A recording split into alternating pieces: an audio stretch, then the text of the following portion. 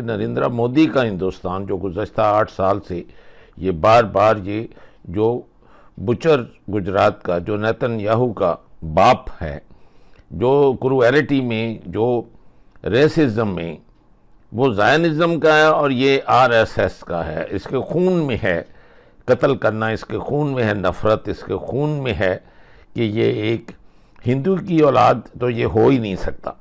इसलिए नहीं हो सकता कि हिंदू तो स्वाय राम राम के, कभी वो ना लड़ा ना झगड़ा ना कुछ।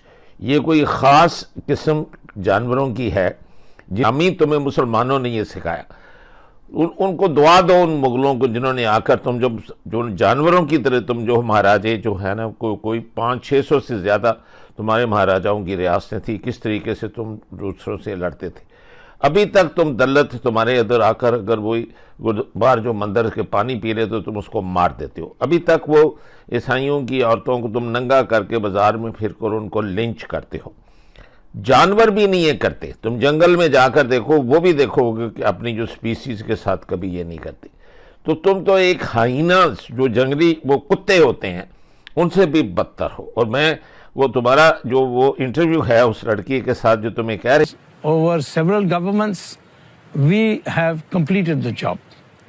We know where the Muslim population is large, there's always trouble because the Islamic ideology says so. I mean, there's 200 million Muslims living in India. That's the second largest Muslim population in the world. And you're saying that wherever Muslims live, there's if Muslims become more than 30%, that country is in danger. That sounds like hatred. That sounds like language of hatred. It's easy to say hatred. I'm being kind to them by not letting them come to India. Article 14 of the Indian Constitution guarantees the right to equality, as you know, for all persons living in India. I can tell you that's a misinterpretation of Article 14. Article 14 guarantees equality of equals. I'll give you an example. Are all people not equal? All people are not equal. Muslims do not deserve equal rights to apply for citizenship. There's no such thing as equal rights. They are not in an equal category. Narendra Modi Bharat के प्रधानमंत्री अयोध्या में एक मंदिर का inauguration कर रहे हैं। दूसरी तरफ इसी खिड़की में ही देखिए आप कि फिर उसके बाद अयोध्या में पहले मंदिर का इनॉग्रेशन करते हैं, उसके बाद जाके अबू धाबी में अरबों की ज़मीन पर जाकर वो मंदिर का इनॉग्रेशन करते हैं, बाब्स मंदिर का इनॉग्रेशन करते हैं, उसके सिर्फ 1 महीने से भी कम के अंतराल पर। दूसरी खिड़की में आप ये देखिए, यहाँ पर गुजरात में, गुजरात के विश्वविद्यालय में, यहाँ यूनिवर्सिटी में छात्र पढ़ने के लिए आए हैं ताकि बेहतर भविष्य अपना बना सकें। इन लोगों को आप ये देखिए कि इनके साथ अब से कुछ ही घंटों पहले इस तरह की बर्बरता हुई है कि ये छात्र रमज़ान के महीने में नमाज पढ़ रहे थे वहाँ पर, जिस पर कुछ छात्रों ने आकर आपत्ति जाहिर की, कुछ लोगों ने आकर, छात्रों नहीं कुछ लोगों ने आकर आपत्ति जाहिर की।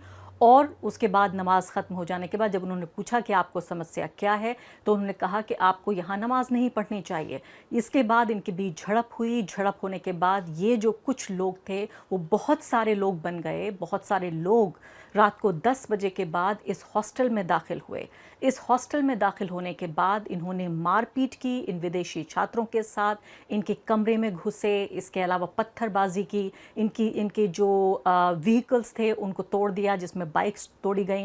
ये तमाम वीडियो आप देख रहे हैं यहाँ पर स्क्रीन पर। ये सब कुछ हुआ। सबसे ज़्यादा हैरानी की बात है, अभी आप जो वीडियो देख रहे हैं खिड़की में, इस वीडियो को आप पूरा देखिए, फिर हम वापस आते हैं और उस पर मैं अगली आपको सूचना दूंगी।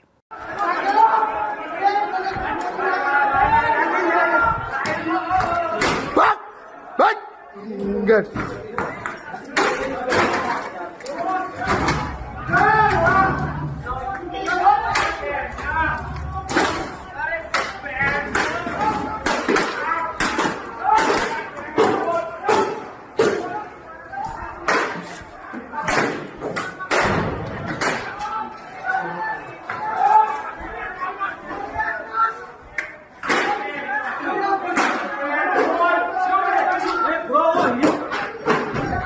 तो ये वीडियो आपने देखा, सबसे पहले ये वीडियो हमने देखे हैं छात्र, यानी एक व्यक्ति आगे बैठकर इस नमाज की इमामत कर रहा है और बाकी लोग उनको फॉलो कर रहे हैं।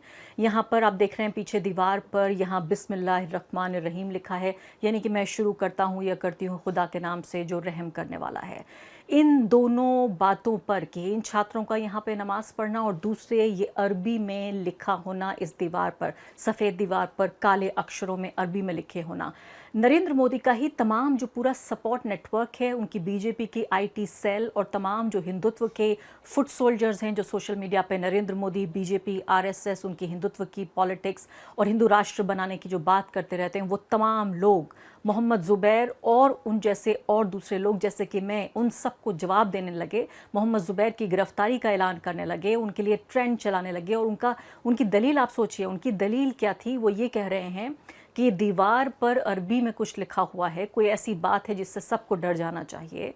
दूसरी बड़ी बात यह है कि अभी जो ये लोग नमाज़ पढ़ रहे हैं, ये वो जगह है जहाँ पर गणपति की पूजा होनी थी और इसी जगह पर ये विदेशी जो छात्र हैं ये नमाज क्यों पढ़ रहे हैं। यहाँ हैरानी की बात यह है कि सबसे बड़ी बात कि जो फोबिया, एक जो डर पैदा कर दिया गया है जो मुस्लिम धर्म की किसी भी प्रार्थना के बारे में। इससे पहले आपने देखा था कि दिल्ली में एक पुलिस वाले ने बाकायदा लात मारकर, किक करके उन लोगों को उठाया था जो जुमे की नमाज पढ़ रहे थे, उनके साथ किस तरह की बदसलूकी की थी वो भी आपने देखा था। तो आप ये साफ तौर पर देख रहे हैं कि एक लगातार पिछले 10 सालों में ये जो लोग आए, ये भी नरेंद्र मोदी के सपोर्ट नेटवर्क का ही हिस्सा है। इसमें कई लोग जो हैं वो भगवा गमछा पहने हुए देखे जा सकते हैं। तो मैं यहाँ कहने की कोशिश कर रही हूँ कि पूरे 10 साल में माहौल ऐसा बनाया गया है, इतना जहर आम लोगों के मन में, चाहे वो किसी पॉलिटिकल पार्टी के कार्यकर्ता हों या ना हो। मैं तो ये कह रही हूँ कि इससे पहले भी बीजेपी थी, इससे पहले भी आरएसएस थी, लेकिन क्या वाकई किसी भी व्यक्ति जो कि इस्लाम की प्रार्थना करता हुआ पब्लिक प्लेस में देखा जा रहा है उसके ऊपर हमलावर नहीं होते थे? हिंदू और मुसलमान इस देश में सैकड़ों साल से रह रहे हैं। हिंदू अपनी प्रार्थना करता था, मुसलमान अपनी प्रार्थना करता था। आरएसएस को भी 100 साल गुजर जाएंगे, लेकिन क्या आरएसएस के लोग भी, ये बीजेपी जिसको हम कहेंगे 80 के दशक से जो बीजेपी आगे बढ़ी है, वो भी 40 साल से ज़्यादा गुजर रहे हैं।